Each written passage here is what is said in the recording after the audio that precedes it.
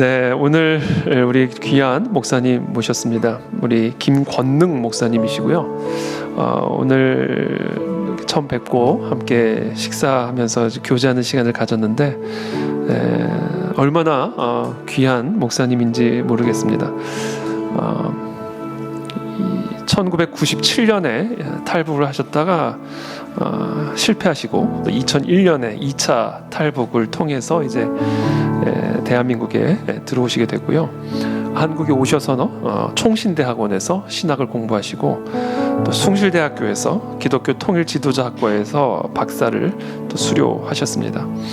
2019년에 우리 합동측 노회에서 목사 안수를 받으셨고요. 우리 목사님은 고향이 황해남도입니다. 황해남도. 우리 고향 출신의 목사님이셔서 황해노회에서 목사 안수를 받으셨습니다. 현재 인천의 한나라 은혜교회 담임 목사님으로 지금 사역을 하고 계시고요. 북한 기독교 총연합회 전임 회장을 역임을 하셨습니다. 1998년에 한국의 선교사님을 통해서 중국에서 예수님을 처음 영접을 하셨고요. 99년에 세례를 받으셨습니다.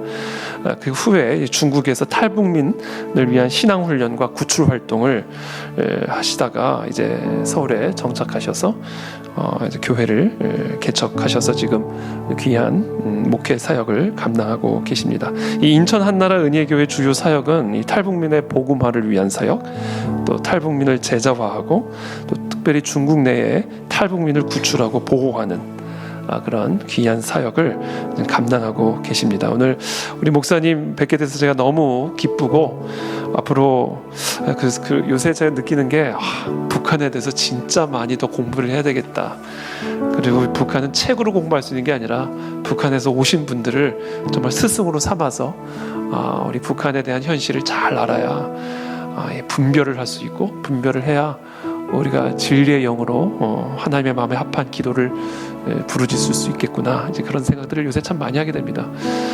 그래서 오늘도 제 귀한 스승님으로 제가 모시려고 하는데 우리 오늘 김권능 목사님 나오셔서 귀한 간증 설교해 주실 때는 큰 은혜 받으시고 우리 함께 우리 북한을 위해서 또 우리 대한민국을 위해서 또 우리 각자를 위해서 뜨겁게 기도할 수 있는 오늘 이 밤이 되기를 축복합니다. 우리 목사님 나오실 때 우리 큰 박수로 축복해 주십니다.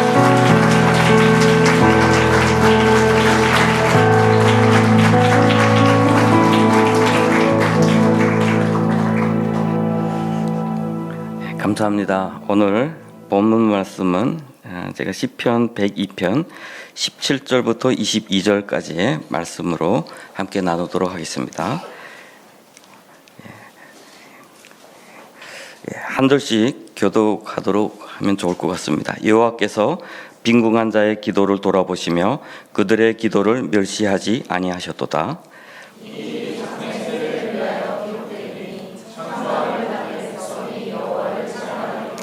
여호와께서 그의 높은 성소에서 굽어보시며 하늘에서 땅을 살펴보셨으니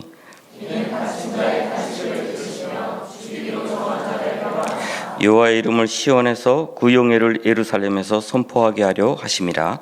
그때 민족들과 나라들이 함께 모여 여호와를 섬기리로다. 아멘. 오늘 제가 또 이렇게 귀한 교회 하나님께서 사랑하시는 그 교회에 또 이렇게 소개되어서 너무 감사합니다. 제가 여기로 올 때에 제가 존경하는 어떤 목사님이 이 교회를 말할 때 다음 세대를 이끌어갈 귀한 교회다 이렇게 말씀하셨습니다. 그래서 기대를 가지고 사실 와서 또 이렇게 만나 뵈면서 정말 그렇다라는 생각을 참 많이 했습니다.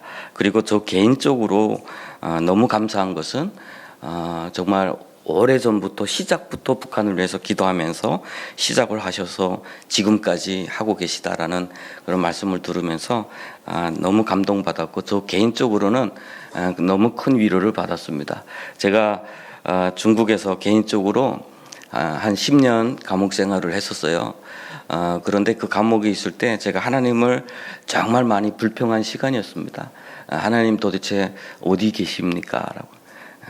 저 북한 땅은 계속해서 저렇게 죽어가고 있고 북한에서 살아보고 중국도 살아보고 한국과 미국을 아는 사람으로서 도무지 북한의 존재를 이해할 수가 없었어요. 이 세상에 의의가 있다면, 정의가 있다면 북한은 존재하면 안 돼요. 그런데 왜 저렇게 존재하고 왜 저렇게 감싸는 사람이 많고 저렇게 죽어가는 사람들을 위해서 누구 하나 일어나서 안 돼요라고 외치는 사람조차 없어요.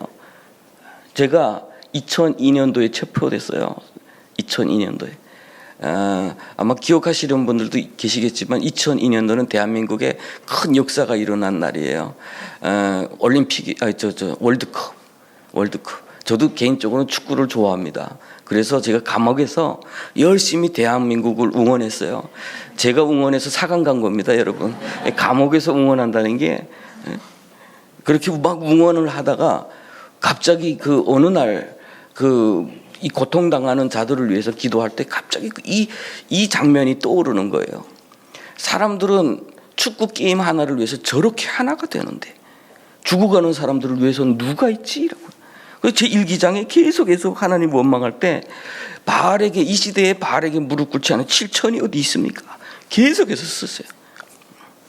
그런데 이것이 나의 작은 짧은 눈과 귀와 나의 짧은 마음에서 오는 불평이었구나라고 하는 것을 하나님께서 대한민국에 인도하신 후에 이렇게 많은 분들이 북한을 위해서 기도하고 있구나, 눈물로 흘렸구나, 선교사를 파송했구나.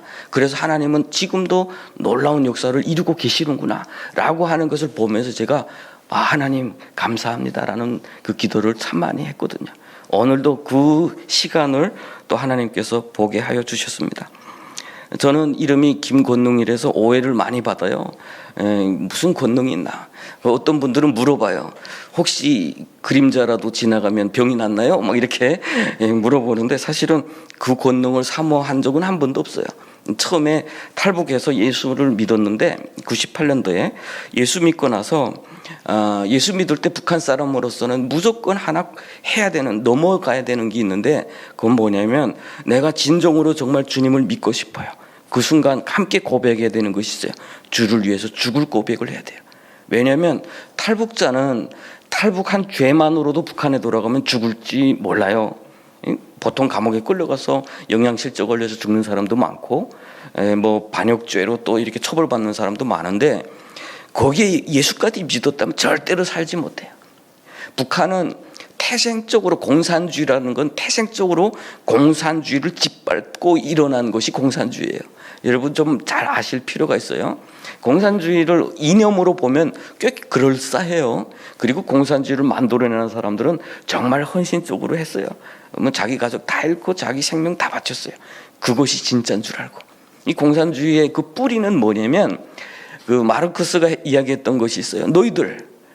너희 종교인들 이렇게 이야기를 하면서 너희들이 그 종교를 믿는다고 해서 너희들이 운명이 바뀌고 있어? 안 바뀌잖아. 결국은 너희들이 종교를 가져다가 너희들의 고통을 마취시키고 있을 뿐이야.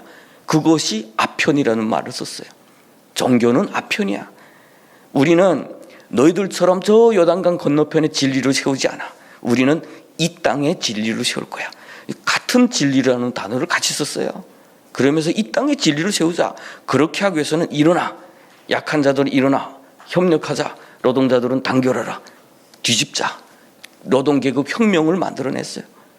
그러다 보니까 종교라고 하는 것은 공산주의와 같이 갈 수가 없습니다. 같이 갈 수가 없어요. 그 바탕에는. 그리고 공산주의 그 가장 그 밑바탕에는 증오심이 있어요. 증오심. 잘 사는 자들에 대한 증오심이 있어야 돼요. 잘 사는 자들이.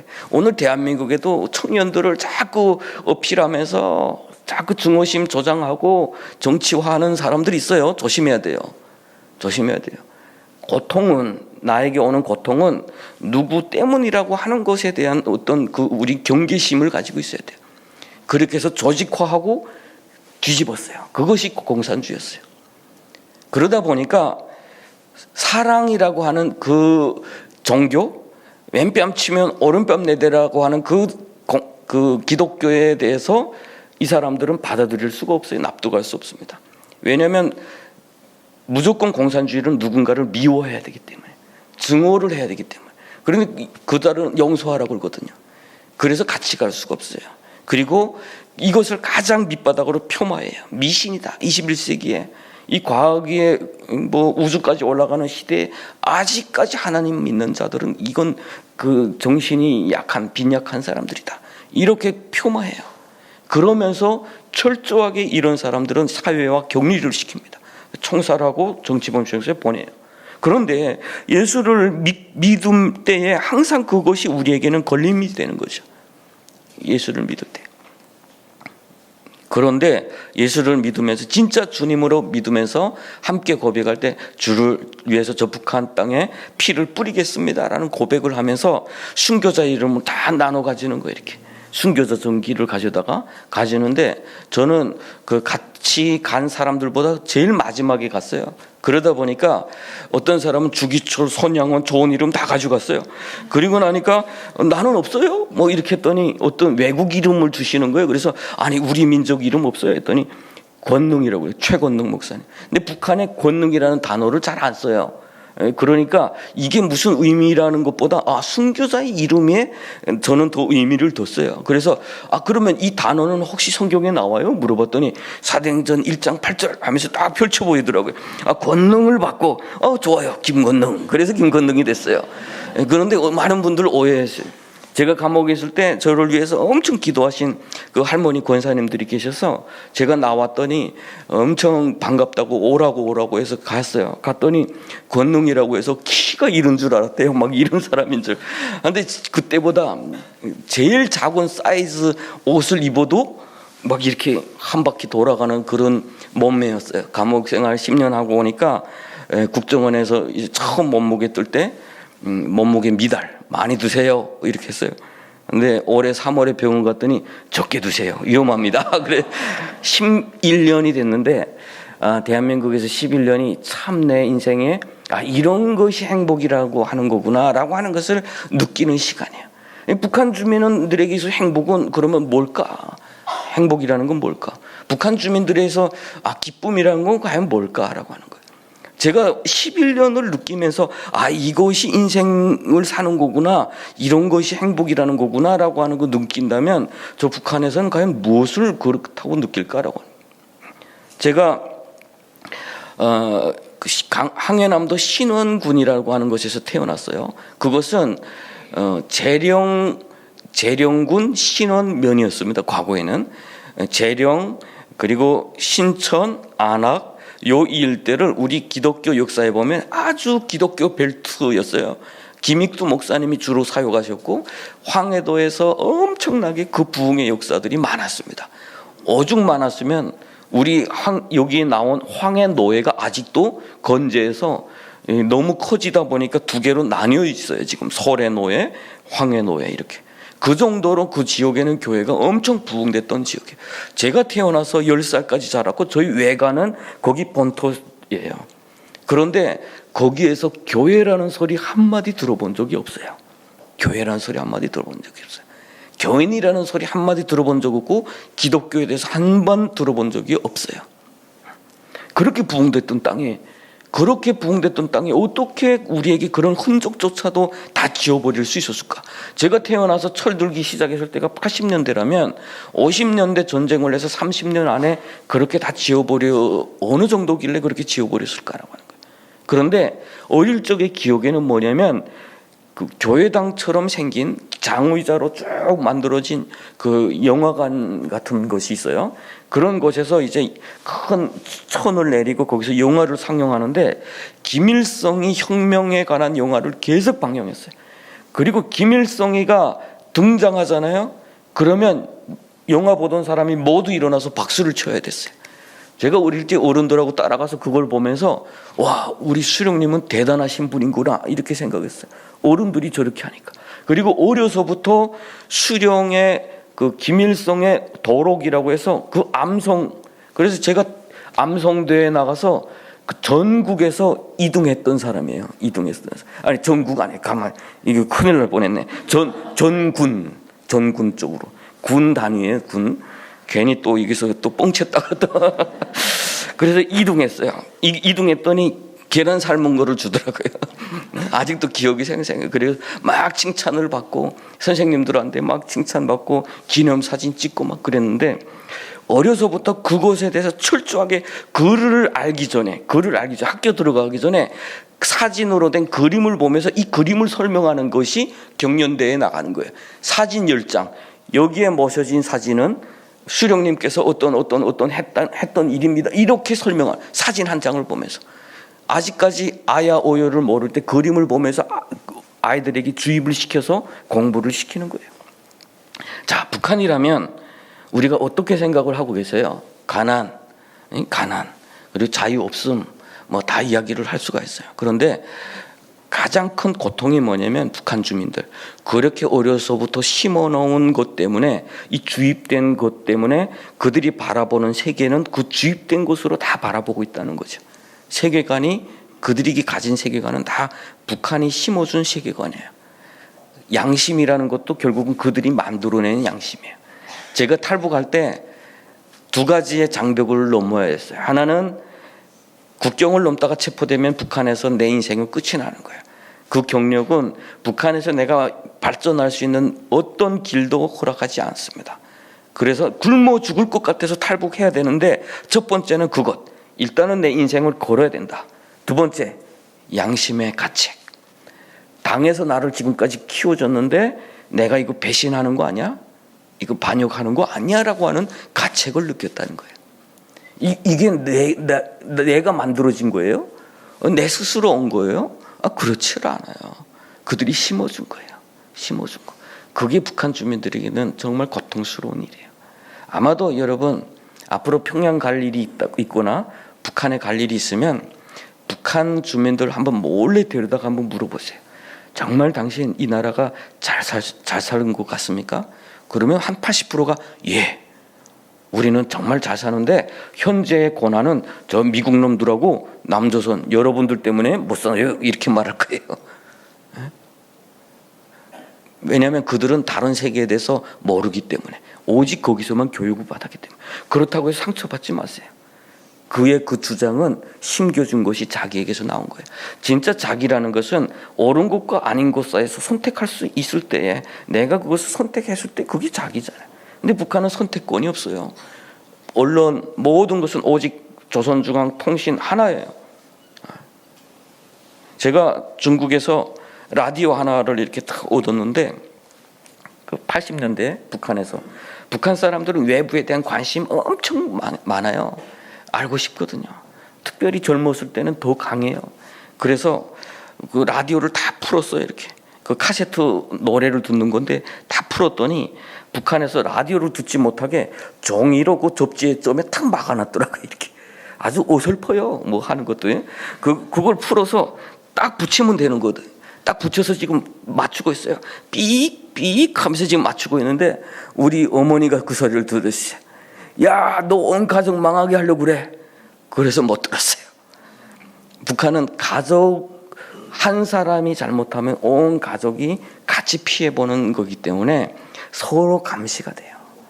그게 더 고통이죠, 사실은. 그런 의식, 내가 생각하는 것이 내가 아니다 라고 하는 것, 그것조차도 그들은 지금도 모르고 있다라고 하는 거예요. 굶어 죽어도 직장에서 나가서 굶어 죽는 사람을 박수 쳐줄 때 사람들은 그걸 선택을 했어요. 그렇게 선택하는 사람들 정말 많았어요. 그리고 두 번째 고통이 뭐냐면 배고픔. 이 배고픔은 우리 선교사님이 저희하고 성경 통독을 하면서 훈련 받을 때 금식을 하시면서 어느 날 그러시더라고요. 야, 북한 주민들이 그 배고픔에 대해서 내가 좀 느끼려고 하는데 이 금식을 하면서도 이게 왜 와닿지 않지? 그래요. 그래서 그랬어요. 선교사님은 이 끝나면 먹을 거 알고 있잖아요. 그런데 무슨 그거 알 수 있어요? 북한 주민들의 배고픔은 언제 이 배고픔이 끝날지 모르는 그 절망이 섞여 있어야 돼요. 많은 사람들이 난 30일 금식했다, 40일 금식했다. 그 금식에서 생존할 수 있는 이유, 첫 번째 이유가 성령의 도우심이라면, 두 번째 이유는 40일 후에 먹을 수 있다는 신념 때문에 살 수가 있어요. 근데 북한 주민들 보통 다 남자는 7일, 뭐 여자는 열흘 뭐 이 정도로 굶으면 다 죽어요. 죽는데 워낙 그 영양이 최악이니까. 저도 북한에서 한 이틀 굶어봤는데 이틀 굶고 나니까 이게 근육이 다 굳어져서 걸을 수가 없어요 이렇게. 그리고 그 풀도 먹을 수 있고 사람은 뭣도 먹고 생존할 수 있는 존재거든요. 근데 다 먹을 수 있어요. 풀도 뜯어 먹고 먹을 만한 거 다 먹는데 어느 시간부터 이게 받아들이지 못해 몸이 토하기 시작해요. 그러면 이 사람은 죽을 때 됐구나 이렇게 생각을 하는 거예요. 더 이상 받아들일 수 없는 거. 그 정도로 사람은 굶어 죽는다는 것은 최악이에요. 최악. 사람은 정말해서 잘 굶어 죽지 않아요. 그런데 굶어 죽을 때까지 되면 사람은 어떻게 되냐면 같이 숟가락을 뜨는 사람들이 부담을 느끼기 시작을 해요. 그래서 북한에서 가장 먼저 죽은 사람들의 중에 병약한 사람들, 앓던 사람들. 두 번째 장애인들, 지적 장애인들. 집안에서 그 사람들은 배고픔만 알기 때문에 엄마 아빠랑 이렇게 한 번 밥에서는 여러 끼를 같이 나눠 먹어야 되는데 일 나가면 그걸 먼저 다 먹어버리거나 남의 집에 가서 먼저 뭐 훔쳐 먹거나 자꾸 그러기 때문에 가족들이 다 묶어놨어요. 창고에다 다 묶어놨어요. 그러다 보니까 그들을 다. 근데 누가 그렇게 하고 싶겠어요, 솔직히. 여러분 강아지라도 그렇게 하겠어요? 북한 사람이라고 더 악해서 그렇게 했어요? 아니에요. 그렇게 안 하면 가족이 다 죽을 것 같아서 어쩔 수 없는 방법을 선택했는데 그렇게 해서 사람이 죽었다 생각하면 그 사람들 가운데는 씻겨지지 않는 상처가 남아요. 배고픔이 남겨진 상처는 단순히 육체적으로 고통을 느꼈다라고 하는 상처가 아니라 그 배고픔 때문에 우리가 얼마나 강팍했는지에 대한 그 상처예요. 어떤 엄마들은 자녀들을 두고 먹을 것을 구이발로 나갔다가 열차가 오지 않고 일 안 돼서 훗날에 다 가지고 왔는데 이미 자녀들은 다 굶어 죽어 있어요. 또 어떤 엄마들은 와서 더 이상 뭐 먹을 것도 없고 하니까 저 강만 넘어가면 일당 얼마씩 줄게. 그래서 넘어왔더니 팔아먹었네요. 저기 팔려서 뭐 고생하다가 대한민국에 왔는데 거기서 딸은 6살부터 엄마를 잃고 엄마를 기다리고 있다가 엄마가 나를 버렸구나 생각을 하고 아니면 어디서 죽었나 생각을 하고 18살이 돼서 또다시 중국에 와서 팔리고 하다가 대한민국 국정원에 왔는데 엄마가 대한민국에 와 있네요. 둘 다 어쩔 수 없는 삶이었지만 둘이 볼 때는 서로 받아들일 수 없는. 엄마는 왜 나를 그때 버렸어? 엄마는 엄마로서 최선을 다했지만 어쩔 수 없었던 그런 아픔이 남겨진 그런 상처는 도대체 무엇으로 해결될 수가 있을까요? 90년대 북한 사회가 남겨놓은 그 고통의 상처는 앞으로 우리 대한민국이 함께 공유해야 될 아픔이에요. 이것은 절대로 그들만의 고통으로 남을 수가 없어요. 그 고통은 지금 대한민국에 온 우리 탈북민들이 가지고 있고 우리 이웃으로 살아가고 있으며 그 고통은 함께 지금 공유가 되고 있는 중이에요. 대한민국의 탈북민들이 3만 명 중에 지금 와서 자살한 분들이 우리 대한민국의 자살률보다 2배 이상 높아요. 통계가 나올 때 3배였어요. 지금은 통계를 못하게 해서 그냥 설문으로 자살 충동이 있었습니까? 라고 할 때 충동이 지금 2배 높아요. 왜 그럴까요? 그러면 우리는 지금 생각을 해봐야 돼요. 최소한 우리가 북한을 위해서 기도하는 사람들이라면 생각을 해야 돼요. 왜 그럴까? 빵이 없던 사람들에게 빵을 주었어요. 자유가 없던 사람들에게 자유가 생겼어요. 그런데 왜 그들은 그렇게 공허할까? 그들의 상처는 왜 저렇게 치유가 되지 않을까라고 하는 거예요. 북한에서는 배고파서 그냥 먹기 위해서 그곳에 쫓기는 삶? 그 쫓기는 삶은 제가 그곳에서 그렇게 세뇌당하며 교육을 받았지만 탈북을 결심했을 정도로 그렇게 이념을 초월하고 그때 상황을 초월해서 나를 계속 움직이게 했어. 생존을 위해서. 중국에 오니까 생존은 해결이 됐는데 안전의 문제 계속해서 중국 공안이 덮쳐오고 숨어 다니고 하다 보니까 또다시 쫓겨서 대한민국에 왔어요. 그때까지는 내가 누군지조차 생각하는 사람 없어요. 오직 나 오늘 하루.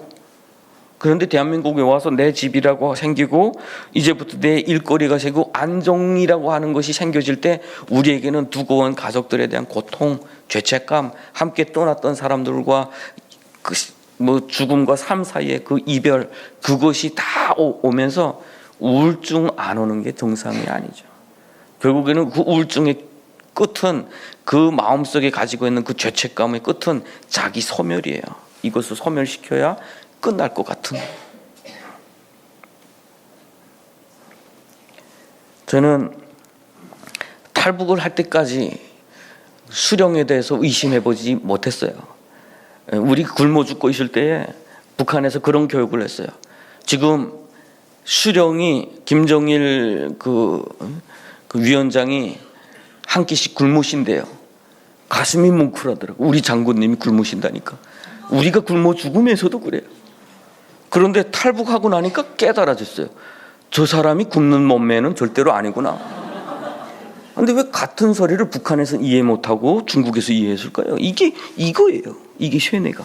이게 그렇게 무서운 거예요. 심어주면 심어준 대로 절대로 의심과 다른 의견을 내지 못하도록 이렇게 교육을 받았기 때문에 그래요. 탈북하고 나서 강 하나에 두고 한쪽에서는 지금 막 굶어 죽고, 그것 때문에 정말 그 모든 걸 각오하고 강을 넘어서 보니까 옥수수가 돼지가 밟고 다니고 있어요. 지금 안 먹어요. 음식물 쓰레기가 하수구가 매서 퍼내는 거 보니까 나 먹을 만한 음식물이 막 이렇게 쌓여요, 길에. 그걸 보면 충격을 받았어요. 도대체 이게 뭐지? 우리는 뭐가 잘못됐지? 한 석 달 지난 것 같아요. 그때부터 받아들이기 힘든, 그렇지만 인정할 수밖에 없는 한 가지, 우리가 속았다라고 하는. 그때 이 마음속에는 증오심, 아 이거는 안 되겠다. 저 나라 빨리 뒤집어줘야 된다. 죽어야 된다. 그 한 가지밖에 없어요. 자, 여러분, 증오하는 사람을 안 돼라는 말을 함부로 하지 마세요. 어떤 분들은 제가 어느 교회 갔더니 그래요. 예수님의 사랑으로 김정은이가 돌아오도록 기도해야 되지 않겠습니까? 그분이 돌아오면 북한이 다 돌아오지 않겠습니까? 어떻게 생각하십니까? 그래요.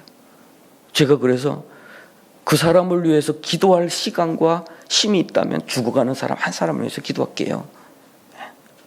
우리는 너무 정답을 가지고 아픈 사람을 너무 정죄하는, 그건 바보예요. 똑똑한 바보라고 그러죠. 그거.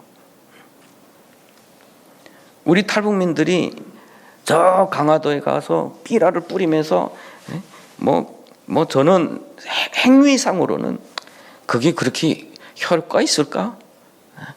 그리고 또 어떤 면에서 보면 이 사람들 진짜 진심인가? 이렇게 생각도 돼요. 그렇지만 고통스러운 사람, 밤에 잠이 안 오는 사람이 뭔가를 내가 해보고 싶다. 북한 싫어하는 일 하나 해보고 싶다. 막 이렇게 해서 행동을 취할 때에 그건 안 돼. 함부로 말할 자격이 우리한테는 있을까 하는 거예요. 저는. 가족들 다 저 땅에서 굶어 죽거나 보이비에 끌려가서 짓밟혀 죽은 사람들. 그래서 어떤 목사님이 그런 말을 하시길래 제가 그랬어요. 미워하는 것도 자유 아니겠습니까? 미워하는 것도. 좀 미워하게 놔두세요. 심리 치료의 첫 단계가 누구를 자꾸 베개를 갖다 놓고 때린다고 그러더라고요. 이렇게. 그럼 미워하게 놔두라고요. 좀. 그래서 저는 그때 느꼈을 때 감정이 그거예요.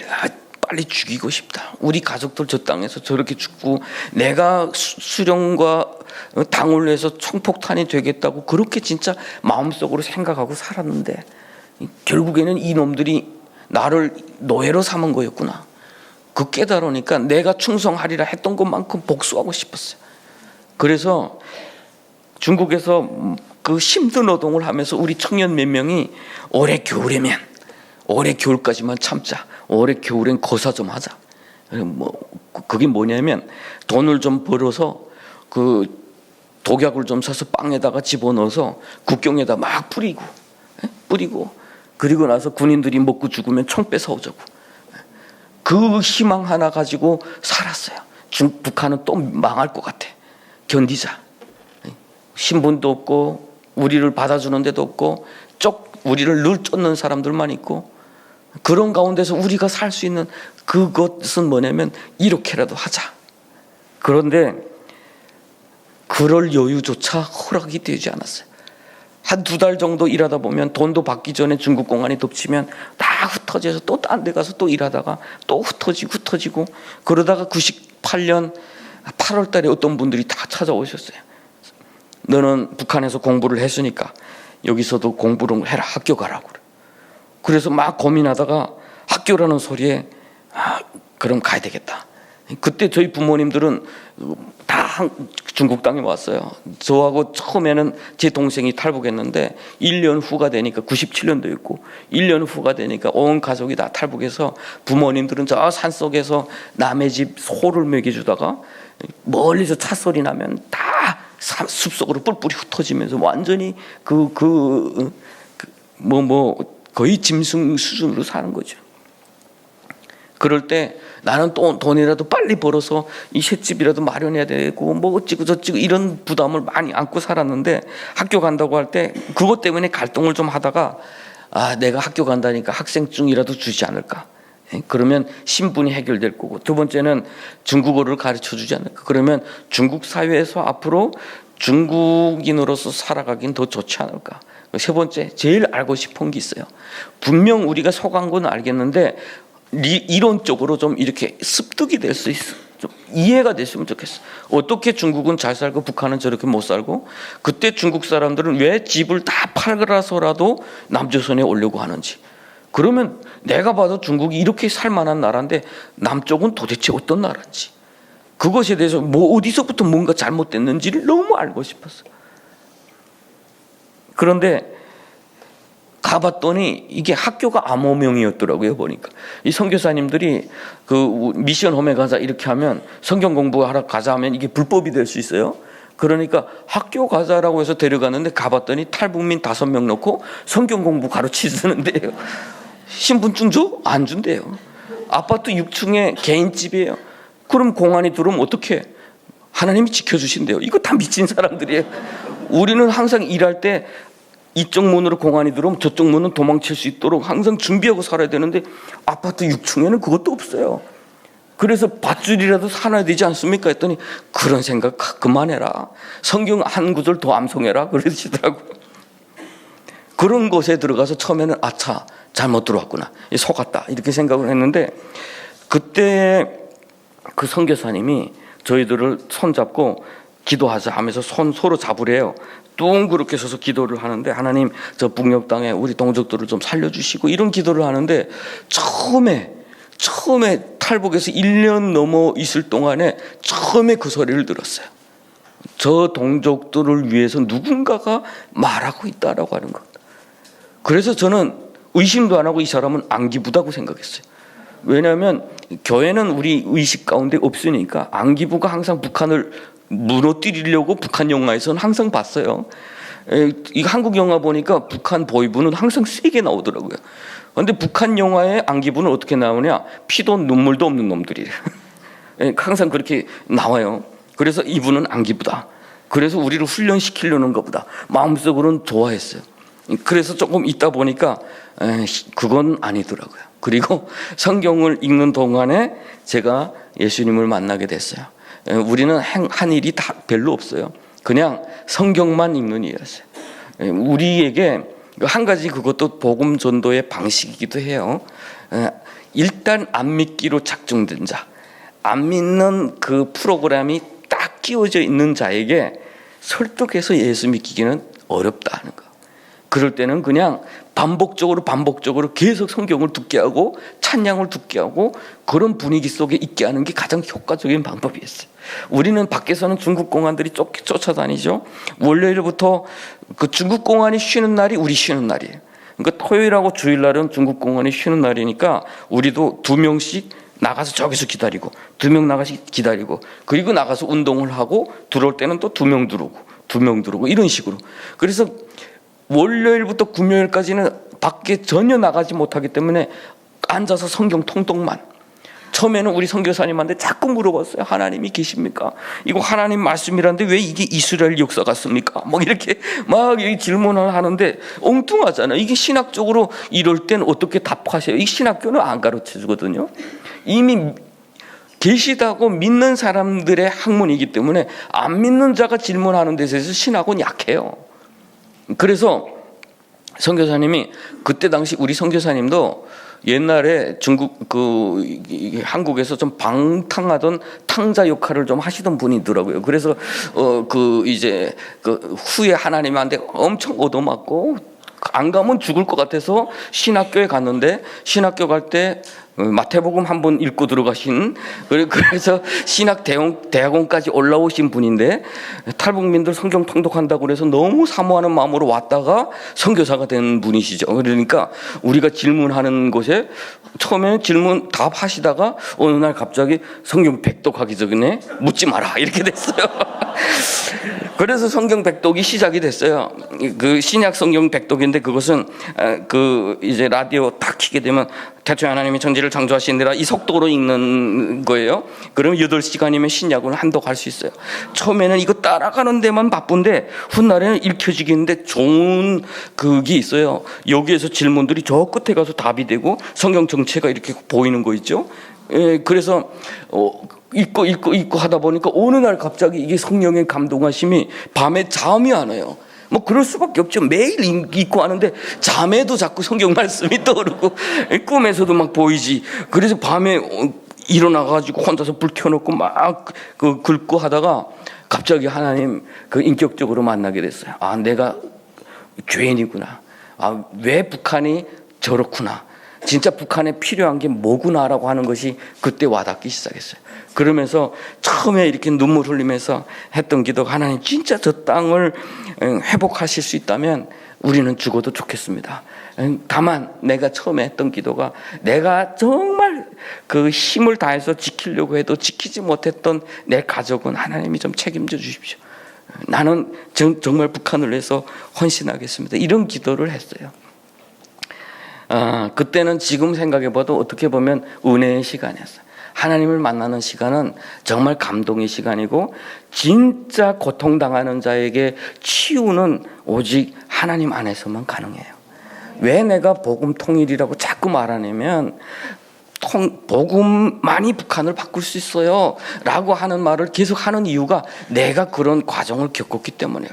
나는 누군가를 죽여야만 내 고통의 상처가 치유될 거라고 생각했고, 그것이 의라고 정의라고 생각했어요. 그런데 예수 만나고 보니까 이것을 내려놔라, 이것을 내려놔야 저 땅에 진정한 평화가 온다라고 하는 그런 성경의 그 말씀들이 내 마음 가운데 정말 역사하실 때에 내 고통이 치유가 되기 시작했어요.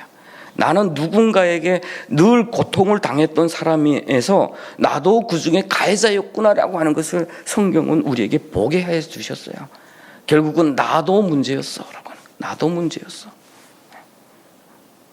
고통당하는 자는요, 상처받은 자는 누군가의 대상만 찾아요. 아프게 했던 그 대상을 처벌하는 것이 정의라고 생각해요. 그런데 성경은 우리에게 거울을 보여주세요. 그것은 뭐냐면 너도 같은 놈이었어. 같은 놈이었어. 옛날에 중국에 아주 유명한 그 개혁주의, 그러니까 신앙인은 아니에요. 중국의 봉건 시대를 바꾸려고 했던 어떤 그런 분이었는데, 그분이 했던 이야기가 그런 이야기 있어요. 폭군 아래 신민은 더 포악하다라고. 폭군은 죄인이라면 그 밑에서 사는 사람도 역시 폭군만큼의 죄인이다라고 하는 거예요. 결국에는 그 고통과 상처들이 합치고 떨어지고 하는 가운데 폭행은 계속해서 일어나게 되고요. 결국에는 정의를 찾는 자들이 결국은 폭력을 행사하는 자들이 되게 돼요. 복음이 없으면 북한은 희망이 없어요. 대한민국의 흐름은 뭐냐면요, 큰 언론의 어떤 하는 말이 일반 시민의 선택이 돼요. 저는 이것도 여러분 조심하시라고 좀 이야기하고 싶어요. 북한은 조선중앙통신에 의해서 통제된다면, 대한민국은 이 시대를 만들어가는 언론이 있어요. 언론. 그리고 그 언론은 우리의 욕망에서 만들어진 것들이에요. 우리가 원하는 것들이 결국은 만들어진 우상들이 있어요. 그것을 추구하는 것이 내가 원하는 것이라고 착각을 할 경우가 많아요. 그런데 예수 믿고 나서 내가 그것을 고백하면서 우리 함께 다 같이 고백했던 것이 뭐냐면, 우리 탈북민들이 다 같이 고백했던 것이 뭐냐면, 북한에는 예수가 있어야 산다라고 하는 고백이었어요. 북한에는 예수가 있어요. 이번 코로나 기간에 교회가 특별히 고난을 많이 겪었어요. 우리도 작은 교회예요.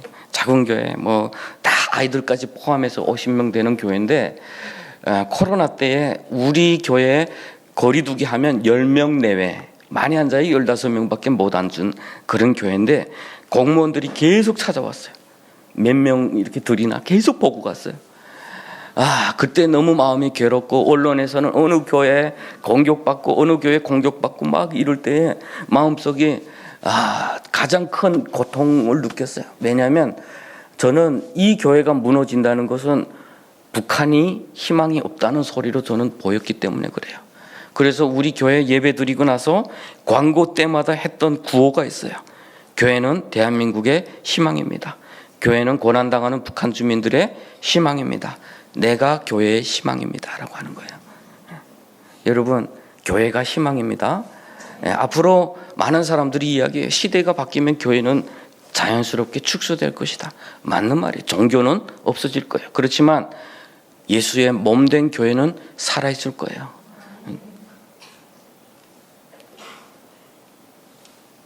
그때에 우리가 했던 고백이 이제는 죽어도 좋겠습니다 라는 고백을 정말 많이 했어요. 이제는 우리는 죽어도 좋겠습니다.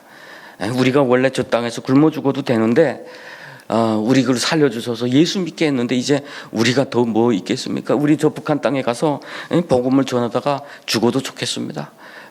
정말 그때는 너무 그게 쫓기던 자, 불행했던 자, 북한에 태어나서 불행했고 배고파서 탈북해서 불행했고 이렇게 불행했던 사람들이 오히려 그게 감사로 바뀌어서 우리가 통독했던 그 작은 방에 남자 12명이 빼곡히 자고 일어나서 같이 통독하고 그 오글오글 하는 곳에도 그 종이에다가 감사의 시를 다 써붙였어요. 어느 성경 통독하는데 책에서 보니까 10가지 감사 기도가 쭉 써 있더라고요. 그 중에서 제일 와닿았던 감사 2가지는 아직도 마음속에 있어요. 울며 빵을 먹게 해주셔서 감사합니다. 그래서 배고픈 자들의 아픔을 알 수 있기 때문입니다. 그리고 불의한 시대에 태어나게 해주셔서 감사합니다. 그래서 우리 주님의 의로우심을 우리가 알 수 있기 때문입니다. 그게 우리의 정체성이었잖아요. 빵이 없어서 불행했던 사람이에요. 굶어 죽는 거 다 겪었던 사람이에요. 그런데 예수 만나니까 그게 오히려 그 불행이 감사로 바뀌었어요. 불의한 시대에 저 북한 땅에 태어난 것이 그렇게 불행했는데 주님을 만나고 나니까 주님의 의로우심 때문에 이제는 오히려 더 감사하게 됐어요. 북한 주민들도 지금의 그 상처받고 고통당하는 그분들에게 진짜 살아있는 예수가 증거될 때 그렇게 바뀐다는 거죠. 그렇게 바뀔 수 있다. 그래서 진정으로 저 땅에는 평화의 그 교회가 세워지고 하나님께서 기뻐하시는 그 나라가 만들어질 것이다 라고 하는 그 희망을 아직도 가지고 있어요. 자, 아까 언론도 이야기했지만 북한에 가장 필요한 게 뭘까? 북한 문제는 어디에서 해결해야 될까? 자, 핵무기. 자, 언론에서 떠도는 그 단어들 있죠. 핵무기, 그리고 배고픔, 그리고 뭐 인권, 여러 가지 이슈들이 쫙 있어요. 한데 인권이 해결이 된다고 해서 상처가 해결이 되나요? 오히려 그 인권은 아픈 자들에게 일어나 복수하라고 하는 권한을 심어줄 수도 있어요. 그래서 예수 믿는 사람들은 복음 안에서 모든 것을 볼 줄 아는 좀 안목이 있었으면 좋겠습니다. 저는 거기서 예수 믿고 함께 활동을 하던 분들의 어떤 그 북한으로 끌려나가서 강제적으로 순교당하는 고통도 겪어야 됐어요. 함께 그렇게 예수 믿고 함께 뜨겁고 그렇게 했던 분들이 어느 날 갑자기 사라져버리고 훗날에 알게 됐는데 북한에 끌려나갔고 순교당했다라는 소식을 듣게 되고, 가다가 도문이라고 하는 별방 구치소에다가 자신들이 이름을 새겨놓으면서까지 했던 말이 뭐냐면 탈북민들이 예수 그리스도를 믿으라 복음 통일 만세라고 하는. 북한에는 순교자들이 너무 많아요. 우리가 알고 있고 우리가 증언하는 그 사람들 외에 북한에 끌려나갔던 사람들은 나도 우리 방에서 그런 사람 하나 있었어요 라고 하는 이름도 없이 그렇게 주님을 위해서 순교하신 분들이 그렇게 많아요. 어떻게 그렇게 순교할 수 있었을까? 어떻게 그들은 그들 죽음 앞에서까지 예수가 이 나라를 살릴 수 있습니다라고 말을 할 수가 있었을까라고. 순교자라고 하면 제가 한동안 순교자 이야기만 하면 입을 다물었던 적이 있어요. 어느 날 그런 이야기를 하더라고요. 이 대한민국 삶도 엄청 힘든데 왜 그렇게 힘든 이야기를 지금 하느냐. 그렇게 말하는 분들이 있었어요. 그래서 정말 그런가? 대한민국의 신앙하고 저 북한에서 끌려나가 죽는 사람들의 신앙은 달라야 되는가? 그 사람들은 죽어야 되고 여기서는 우리의 삶이 힘들기 때문에 그것에 대해서 들을 그런 필요조차 없는 건가? 이런 생각도 했어요. 그리고 그들의 신앙은 우리의 신앙과는 차원이 다른 너무 멀리 있는 그런 것처럼 보이기도 하죠. 그렇지만 정말 그렇지 않아요. 어떻게 보면 우리가 예배 시간 하나 잘 지키는 거, 그 순교의 자리에서 순교자들이 했던 고백과 똑같은 거예요. 그들이 뭐 주를 믿어야 됩니다 막 이러면서 뭐 행위하고 그런 거 없어요. 그냥 어떤 친구는 그랬어요. 나이가 너무 어리고 하니까 보이부 요원도 너 그냥 밥 먹기 위해서 교회 갔다고만 말해라. 그러면 내가 어떻게 말해서 살려줄게. 이렇게 이야기했는데도 이 친구 재판 받을 때 이 나라 예수 믿어야 삽니다. 그냥 그 한마디 때문에 죽음 당한 거예요. 예수가 부끄럽지 않나요? 세상이 다 뭐 교회를 공격하니까 예수 믿는다고 말하는 것이 여러분 조금 부끄럽지 않으세요? 그런 것에서 나 예수 믿는 사람입니다라고 해서 조금 손해를 감수할 수 있는 사람이 어떻게 보면 북한에서 순교할 수 있는 사람이에요. 그들의 신앙과 우리의 신앙은 너무 멀리 있는 거 아닙니다, 사실은. 오히려 대한민국에서 신앙 지키기가 제가 볼 땐 더 힘든 것 같아요. 안 지켜도 잘 사라지니까. 안 지켜도 잘 사라지니까. 어떤 분은 북한에서 당간부까지 하셨던 분이 있었어요. 59세이고 제가 제일 존경했고 사랑했던 분이었어요. 저는 아들뻘이었는데 제가 한 해 먼저 성경 통독했다고 해서 저를 선생님이라고 하면서 엄청나게 저를 또 잘 이렇게 따라주셨던 그런 분이었어요. 당간부까지 했어요. 그런데 이분이 한번 그 중국에 와서 중국을 보고 북송됐던 적이 있는데 그곳에서 그 충격을 받은 거죠, 이분이. 그러니까 깜방에서 자기 마음에 맞는 사람에게 김정일이 안 돼. 이 말 한마디가 보이부에 들어간 거예요. 북한은 의도를 특별히 이렇게 자기 잘해주는 사람들이 위험한 사람들일 가능성이 있어요. 한데요, 그게 가장 힘들어요. 진짜 배고플 때 빵 2개를 가지고 와서 먹으라 그러죠. 나도 모르게 경각섬이 다 무너져요. 나도 모르게 술술 말하게 돼요. 이건 내가 큰일 났네 하면서도 나도 모르게 그게 이렇게 열리더라고요. 이분도 그렇게 했는데 결국은 보이부에서 심어놓은 사람이었거든요. 저 한번 들어보라.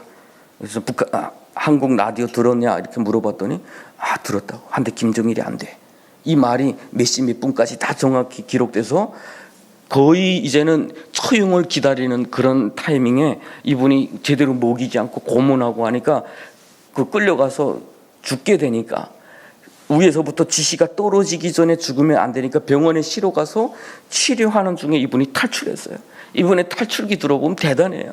젊은 사람도 그렇게 하기 힘들어요. 제대로 걷지도 못하니까 화장실 한번 갔다 오는 게 2-3시간 걸리니까 보위부 요원들은 그 북한은 보통 2층이라면 화장실은 저쪽 따로 있어요. 이렇게 2층 계단 내려와서 바깥으로 나가야 돼요. 그러니까 2층에서 이렇게 내려다봐도 되는 사람 기어서 가야 되니까.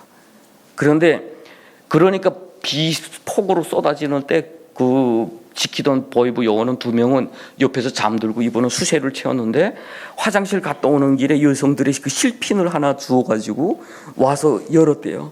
열었는데 열리는 바람에 자기가 갈등했대. 조금 더 몸이 회복된 다음에 뛸까 지금 뛸까. 그런데 조금 회복되면 자기를 바로 또 감옥에 데리고 갈 것 같더래. 그래서 바로 도망쳤는데 그 허약한 몸에 한 달이라는 시간을 거쳐서 안도까지, 중국의 안도라고 하는 거의 뭐 한 500km 정도. 옛날에 자기 당간부 할 때 자기 밑에서 일하던 그 여자가 어디 저기 시집가 있다. 거기 알고 거기에 또 찾아가서 감자원 밑에서 며칠 또 감자를 먹고 또 쉬고 또 가고 이런 식으로 해서. 근데 우리 형제들 만났을 때 길에 쓰러져 있는 것을 우리 형제들이 가서 업어왔어요. 그래서 훗날에 저한테 와서 성경 통독을 했는데 이분이 했던 고백이 있어요. 자기 그때 죽을 것 같았는데 난 죽었구나 생각하는데 계속 환상 중에 이 감옥문이 자꾸 열리는 환상이. 그래서 자기 낙담을 안 했다는 거예요. 살아야 되겠다 생각했다는 거예요. 보통 보이부에 들어가면 그렇게 상상하기 못해요. 죽었구나, 이제 끝이에요. 그냥 죽음만 기다리면 돼요. 그런데 이게 자꾸 열리니까 살아야 되겠다라는 그런 생각이 생겼는데, 지금 보니까 이 하나님이 나를 천국 가라고 그때 살려주셨어요. 이렇게 고백을 하면서 훗날에 그런 편지를 이렇게 우리 한국교회 기도해주는 그 교회 목사님한테 편지를 썼는데 이런 구절이 있어요. 먼저 순교하신 분들에 대해서 쓰면서, 그러나 우리는 순교를 두려워하는 것이 아니라 오히려 기뻐합니다. 순교자의 피는 헛된 것이 없기 때문에 감사할 뿐입니다. 내 나이 59세지만 진리를 깨닫고 가르침을 받은 대로 가고자 합니다. 우인 10명만 있으면 나라를 구원할 수 있다 하였으니 그 10명 중에 한 사람이 되기에 열심히 할 것입니다. 이런 구절이 있어요. 한 번 죽어봤던 사람이니까 항상 그때 그것을 이야기했어요. 죽음 앞에 섰을 때 보니까 자기가 이 땅에서 어떻게 살아왔다는 게 다 의미가 없더라. 그냥 죽음으로 끝난다는 게 가장 공포스러웠다. 두려웠다는 거예요. 그런데 예수 믿고 나니까 이제는 끝이 아니라 시작이다. 이게 얼마나 고마운 거예요. 그 죽음 앞에 섰던 사람만이 하는 고백이에요. 우리가 예수 믿고 감사가 사라졌다면 그것을 우리가 찾아야 돼요. 우리 인생에서 너무 많은 것을 찾다 보니까 이 짧은 삶 가운데 너무 의미를 찾고 가치를 찾다 보니까 감사가 사라져요. 사실은 이미 우리는 영혼을 가지고 있거든요. 하나님의 자녀라고 하는 특권이 있잖아요. 그렇게 없이 죽어가는 사람 그렇게 많은데요. 그래서 그분을 체포됐을 때 저는, 우리는 순교의 각오를 가지고 살지만 그렇게 체포되는 사람 앞에 나는 아무것도 할 수 없다는 게 그렇게 무력하고 힘들 수가 없어요. 혹시라도 이 사람이 저기서 지금 잡혀있는, 저 지금 파출소에 잡혀있으니까 저기서 또 뛰쳐나올까 봐 거기를 빙글빙글 돌고 밤에 들어가지도 못하고 공원에서 쭈그리고 자고 그런 적들도 정말 많아요. 그런데 결국은 그분은 끌려나가서 순교를 당했습니다. 북한 현장에 있다 보면 도대체 하나님 일하십니까? 라고 생각이 들고 의문이 되는 게 많아요. 저 하나님 앞에 가면 할 질문이 정말 많아요. 제가 한국에 왔을 때 기적적으로 살아왔잖아요. 그러니까 어떤 분이 그렇게 질문했어요. 우리 김건능 그 님이 믿는 하나님은 어떤 분입니까? 라고 이렇게 질문했어요. 그때 제가 갑자기 화가 나요, 마음속에. 그래서 그렇게 질문해요. 우리 하나님은 자기 뜻대로 하시는 분이십니다. 네. 다 잠잠해지시더라고요. 다 잠잠해지시더라고요. 그러다 사회자가 나와서 우리 하나님하고 진정하고 가깝기 때문에 그렇게 말씀하실 수 있는 것 같아요. 이렇게 해명하려고 해요. 해명할 필요 없어요. 나는 진짜 그래요. 하나님은 정말 자기 뜻대로만 하시는 분. 그런데 아프지만 고백할 수 있는 것은 그분이 옳다고 고백할 수밖에 없는 것. 이 땅에서 아프게 가고 저 사람은 정말 살아야 되고 했던 사람이 정말 많아요. 어떤 사람은 제가 내 생명하고 바꿀 테니까 이 사람은 좀 살려주셔야 됩니다. 그렇게 매달렸던 적도 있어요. 2001년도에 저는 강제 북송 한번 당했어요. 2001년 7월이었는데 한국에 오기 위해서 지금 그 몽골을 거쳐서 탈북을 시도하다가 그때 한 팀이 7명이었는데 저하고 함께 동행했던 그때 당시에 저희 아내, 그때 당시 저희 아내예요. 그 임신 7개월 차였어요. 그때 당시 7개월 차. 그러다 보니까 제 마음속에 하나님 저 나라를 위해서 살겠습니다. 막 이렇게만 살다가 어느 날 중국에서 여인을 만나고 서로 양가 부모님들 다 탈북했으니까 그렇게 허락을 받아서 가정을 이루고 그렇게 해서 지금 임신이 되고 하니까 마음속에 간절한 소원 하나가 추가되는데 그게 뭐냐면 이 아이는 나처럼 좀 고생시키지 않고 싶다. 그렇게 하기 위해서는 최소한 이 아이를 내가 방황하는 이 땅이 고향으로 만들어주면 안 되겠다. 그래서 한국으로 좀 고향 만들어주고 싶어서 하나님하고 딜을 했어요. 이 아이 7개월까지 내가 열심히 여기서 일하겠습니다. 그리고 7개월에 내가 떠날게요. 왜냐하면 몽골을 통해서 한국으로 나오면 보통 3개월 걸리더라고요. 그때 저희가 먼저 보낸 사람들 보니까. 그러면 7개월 돼서 출발하면 딱 10달 돼서 한국에 도착해서 도착하자마자 애기 딱 낳으면 고향이 대한민국 이렇게 되니까 그렇게 출발했는데 체포됐어요 거기서. 그리고 5명은 뒤따라 우리는 먼저 하러 가서 거기 지역도 좀 정찰하고 이러다가 체포된 거예요. 그러니까 5명은 뒤따라오다가 제가 체포된 것을 듣고 부랴부랴 사막으로 들어가다 보니까 사막에서 길을 잃었어요. 닷새 동안.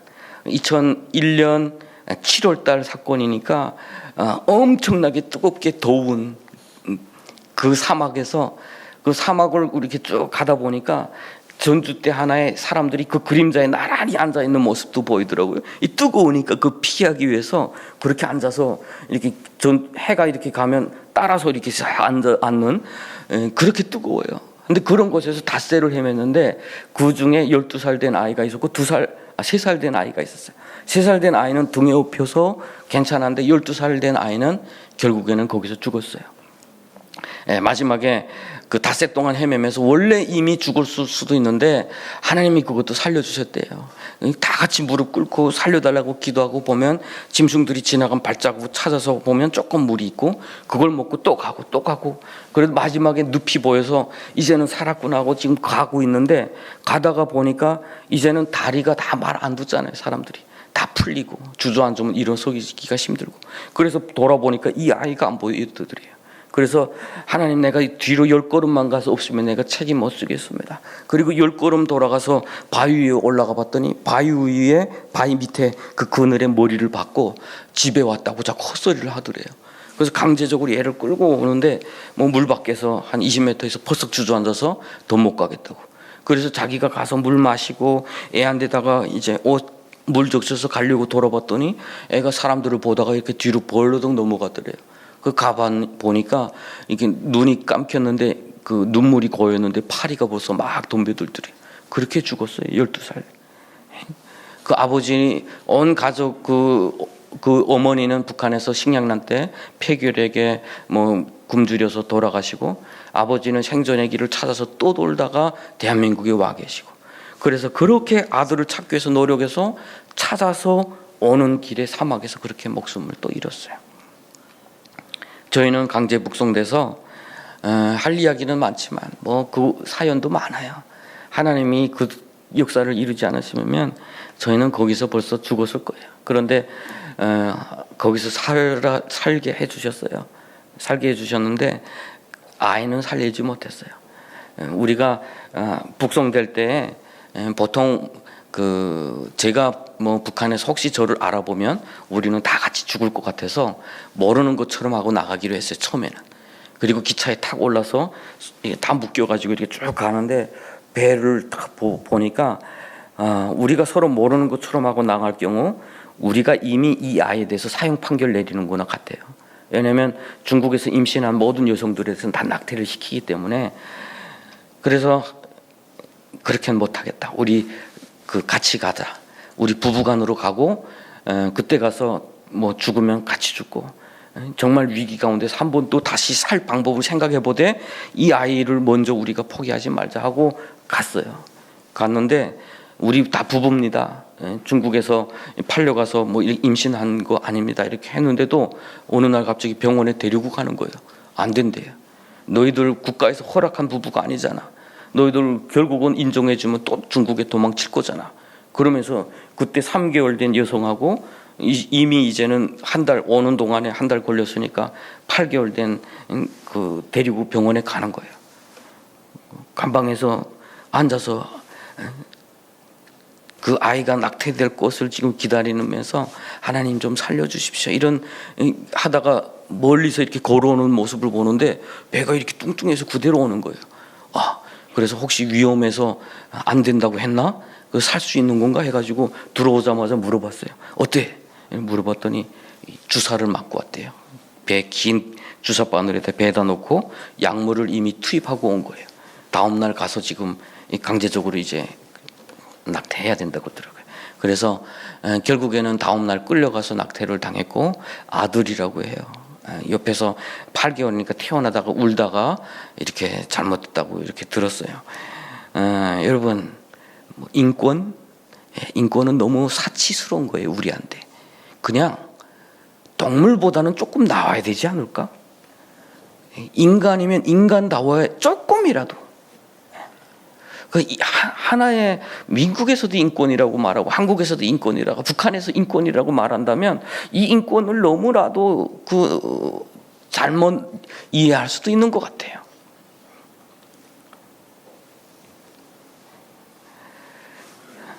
저는 한동안 그것 때문에 트라우마도 있었어요. 막 그 영화들의 막 울음소리를 들으면 마음속에서 막 이 고통이 느껴지고, 생명을 좀 사랑합시다. 그리고 대한민국에도 참 이 아이들이 왜 이렇게 학대당하는지 모르겠어요. 그런 뉴스가 배고파서 그랬다 칩시다. 저 북한이라고 해서 그렇다 칩시다. 그런데 왜 대한민국에서 그런 뉴스가 나오는지도 모르겠어요. 결국에는 교회가 답이 옳죠, 여러분. 교회가 희망이죠. 그때 저는 겨우겨우 살아 돌아왔어요. 다만 3개월을 갔을 뿐인데 제대로 걸을 수가 없을 정도로 몸이 망가져 있었어요. 강제노동에 그 고통, 그리고 그 환경, 최악의 환경 가운데 갇혀서 뭐 그건 다 말할 뭐 시간도 없고 필요도 없을 것 같아요. 그리고 다시 돌아왔는데 돌아오니까 많은 분들이 살아왔다니까, 다른 분들 다 끌려가면 잘못되고 했는데 살아왔다니까 빨리 오라고, 한국에 빨리 오라고 사람들 보내고, 그럴 때에 지금 구출활동 열심히 하시는 그 슈퍼맨 목사님이라는 그분께서 저한테 나타나셨어요. 야구 모자 탁 쓰시고 가자고. 그래서 저기 살려야 될 사람들이 좀 있는데 좀 살리고 가겠습니다. 그렇게 하고 이제 헤어졌다가 결국은 저는 일하다가 체포됐는데 2002년 3월 16일 사건이라고 중국에서 하는 사건이 있어요. 그 사건이 실질적으로 일어난 날은 3월 14일이에요. 25명이 우리 탈북민이 베이징에 있는 스페인 대사관에 강제 진입한 사건이에요. 중국 공안을 밀치고 막 뛰어들어간 사건. 그 사건과 더불어 우리 그 중국 당국에서 이런 자들을 엄하게 징벌하라는 지시가 떨어지게 됐고, 제가 현장에서 체포됐어요. 이름이 또 권능이다 보니까 중국 공안도 저를 또 대단한 놈으로 알았더라고요. 보니까 그래서 체포해놓고 네가 권능이 맞냐 자꾸 물어봐요. 맞다고 하니까 조금 뭐 똑똑하고 뭐 대단한 놈인 줄 알았는데 뭐 이러면서 좀 실망을 하시더라고. 왜냐하면 중앙에다가 내놓아야 되는데 어마어마한 인물이어야 되는데 한 청년 탈북한 지 또 다시 탈북해서 아직까지도 목은 게 부어가지고 내리지도 않은 그 연약한 청년이 일하다가 그렇게 체포된 거니까. 그런데 조사는 정말 괴롭게 받았어요.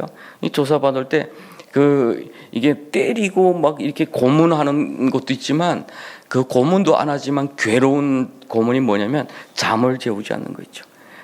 호텔에다 딱 해놓고 손과 발 수세 족쇄 다 묶어놓고 뒤도 묶고 벽에다 딱 세워놓고 제 옆에는 그 중국 공안 경찰이죠. 저 군복을 입은 무장 경찰 2명이 딱 서서 제가 깠다고 움직이면 또 바로 잡아줘요. 제가 움직이지도 못하게 딱 해요. 이렇게 머리를 이렇게 딱 대고.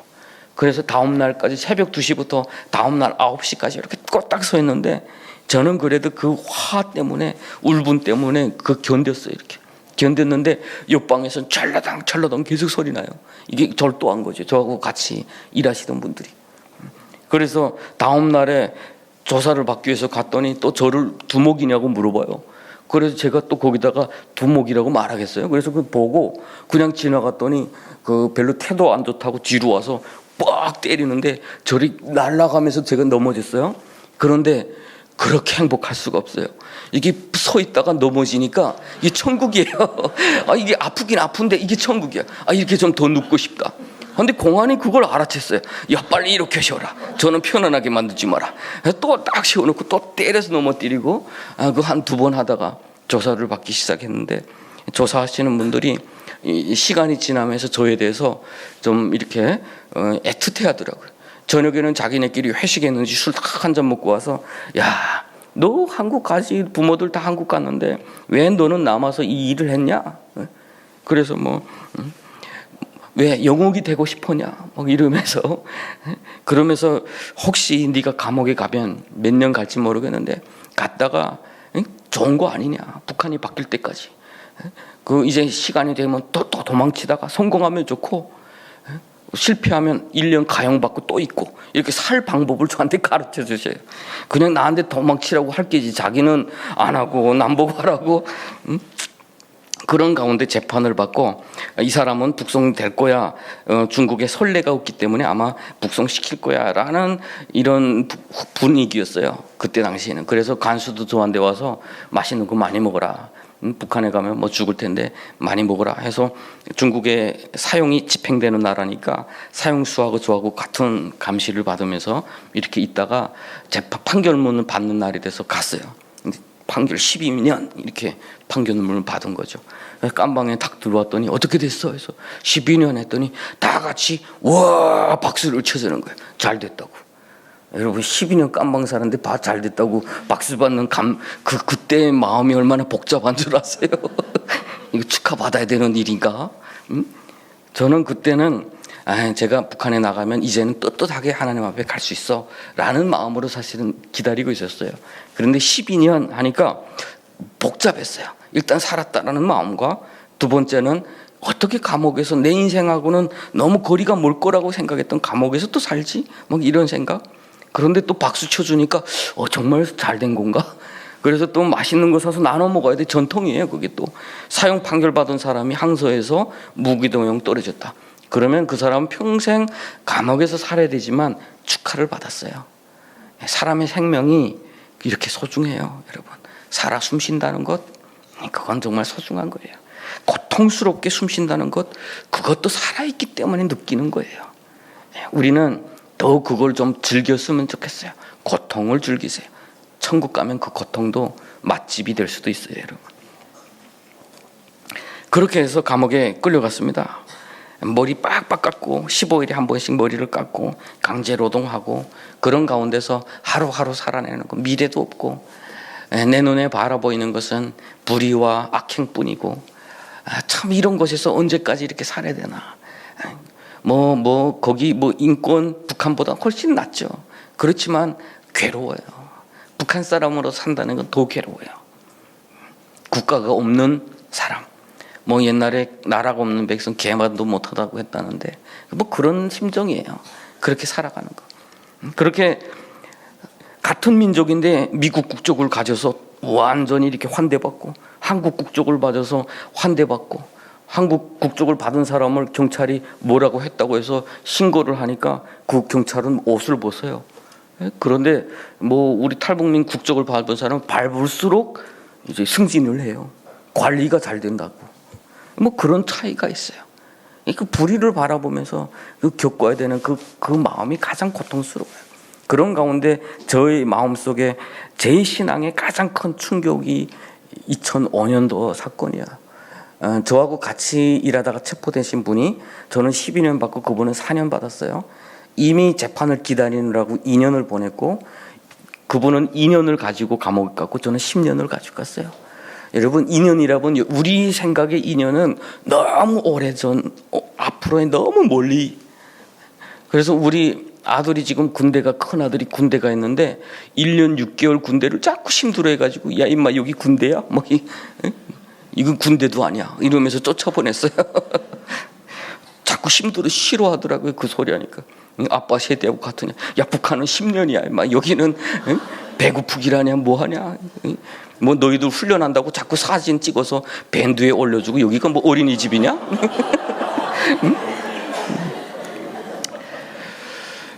그러면서 그랬어요. 동계 훈련하다가 저체온증 걸릴 뻔했다고 그래서 멋 부리지 마, 멋 부리지 마. 옷 든든히 깨버라. 저 북한 건너편에 있는 애들은 다 살인 병기야. 전쟁이 일어나면 너희들 너희들을 향해서 조금이라도 주저할 줄 알아. 절대로 그렇게 하지 마라. 좀 진지해라. 그래. 계속 하는 말이에요. 그런데 인연이라는 것, 죽음을 기다리는 사람에게서 인연은 너무 짧은 거죠. 그러니까 자다가 꿈에 자꾸 악몽을 꾼대요. 사형장에 끌려가는 꿈. 그러면 식은땀 막 흘리고 와서 저한테 어느 날 진지하게 이야기해요. 약을 좀 얻어서 달라. 무슨 약 그러냐. 만약 자기가 북송되면 가던 길에 죽겠다는 거예요. 그래서 제가 같이 예수 믿었던 사람이에요. 그래서 어떻게 하나님 믿는 사람이 스스로 목숨을 끊으려 하느냐. 그 사람들이 죄를 더 쌓고 죽어야지. 그렇지 않으래 우리 총알이라도 하나 더 쓰고 죽자. 왜 그렇게 하려고 하느냐 했더니 아들, 딸 때문에 그런다 그래요. 거기서 제가 갑자기 말문이 막혔어요. 우리 같은 범죄면 예수를 전하던 죄 탈북민들을 반역시킨 거잖아요. 적대국으로 끌어가다가 체포된 그런 그 죄인 중에 괴수예요. 북한 말로는. 이런 죄는 그 자녀들이 같이 중하면 같이 정치범죄 끌려가야 되고 경하면 아버지가 어떻게 죽었는지도 모르지만 반혁명죄로 정치범죄에 끌려갔기 때문에 그 아들은 평생 그 아버지의 죄를 씻는다는 명목으로 가장 밑바닥에서 살아야 돼요. 탄광, 광산 밑바닥에 다 끌려다니며 살아야 돼요. 장가갈 확률도 없어요. 별로. 딸은 좋은데 시집갔다 이혼당할 사유가 돼요. 거기서 자녀가 태어나면 평생 엄마의 아버지 때문에 우리 인생이 별로야 라는 엄마를 원망받으면서 살아야 돼요. 아빠의 심정으로 이 신앙으로 견디기 못했던 거예요. 갈등했던 거예요. 그래서 내가 볼 때 하나님이 이런 사람은 살려줘야 되죠. 그래서 그랬어요. 우리 가족은 제가 체포되기 전에 2달 전에 다 한국에 왔기 때문에 제가 하나님 저를 데려가시고 이분은 살려주셔야 됩니다. 이분은 하나님이 살아계신 이분 살려주셔야 됩니다 했는데 형기가 아직도 9개월이 남았을 때에 중국 공안들이 이분을 데려가서 둘 다 꽁꽁 묶어서 제가 볼 때에 끌고 나가는 것까지 제 눈에 다 보였어요. 그런데 하나님의 역사는 도무지 일어나지도 않았어요. 악행은 왜 그렇게 순탄하게 이루어지는지 몰라. 그렇게 밖에서도 기도하고 있다는데 그렇게 내 생명을 걸고도 기도했는데 이루어지지도 않아요. 그때 제가 하나님을 원망하기 시작했어요. 하나님 안 계시는 거구나. 내가 착각했구나. 내가 너무 간절하다 보니까 하나님이라고 하는 그 존재를 내가 잘못 믿었구나. 차라리 저 땅에다 돌이라도 던지고 죽었으면 내가 원통스럽지도 않을 텐데 막 이런 생각 가지고 막 그 하나님을 원망하는 시간. 그러다가 나도 모르는 저 뉴욕에 있는 한 장로님이 지옥 신문인지 한인 신문인지 아니면 누군가가 친구가 말해줬는지 그분은 아직도 나에 대해서 어떻게 들었는지 몰라요. 저에 대한 소식을 듣고 기도원에 가서 기도를 하는데 하나님이 그분 가운데 말씀이 주시더래요. 이 불법을 행하는 자들아 내가 너희들을 모른다. 내가 갇혔을 때 내가 돌아보지 아니하였고 라고 하는 그 음성이 계속해서 강하게 들려서 이분은 정말 과학자로서 나사에서 그 우주 개발을 하면서 연구사로서 또 신실한 크리스천으로서 중국에 때마다 가서 그 공직으로 가면서도 어떻게 성도에게 복음 전했던 정말 신실하신 분이었어요. 그런데 그 말씀할 때 너무 충격받아서 자기가 평생을 수고해서 세운 그 교회 목회자에게 전화해서 이런 아이를 한번 찾아봐라. 그런데 중국에 감옥이 얼마나 많은데요. 탈북자 한 사람 어디서 찾아요? 그건 찾을 이유도 없고 근거도 없어요. 이건 불법이에요. 그러니까 못 찾아요 하니까 그러면 나도 너하고 상관없어. 그래서 이분이 그때부터 찾기 시작해서 찾아왔을 때가 내가 하나님 없어요라고 원망하고 고통 가운데 있을 때 천사처럼 찾아와 조그만 쪽지 하나 들고 하나님은 살아계십니다. 하나님 살아계세요.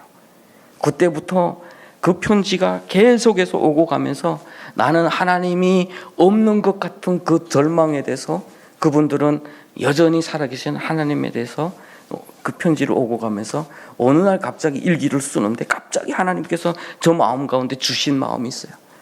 너는 민족주의자냐 아니면 예수 믿는 크리스천이냐라고. 갑자기 그 질문 앞에 당황해졌어요. 나는 민족주의자로서는 떳떳한 것 같은데 모든 사람도 나를 그렇게 인정해 주는 것 같은데 정말 크리스천인가? 라고 하는 질문 앞에서 진짜 크리스천이라면 여러분 누가 크리스천이라고 생각하세요? 예수님께서 우리에게 말씀하실 때 너희 십자가를 지고 나를 따르라라고 했던 그 말씀의 의미는 과연 뭘까요? 하나님이 내 뜻대로 아니하실지라도, 그렇게 아니하실지라도 여전히 주님은 나의 하나님이 되시는 사람들이 크리스천이 아닐까요? 한데 돌이켜 보니까 내 민족이 고통당하고 있는데 하나님이 안 계시는 것 같으니까 하나님 안 계셔요라고 나는 벌써 결정을 하고 있더라고요. 현장에 있는 사람들이 가장 쉽게 고통을 느끼면서 하는 고백 중에 하나가 이런 고백이에요. 하나님 도대체 어디 계세요? 언제까지예요? 이렇게 죽어가는데 왜 눈을 감으세요?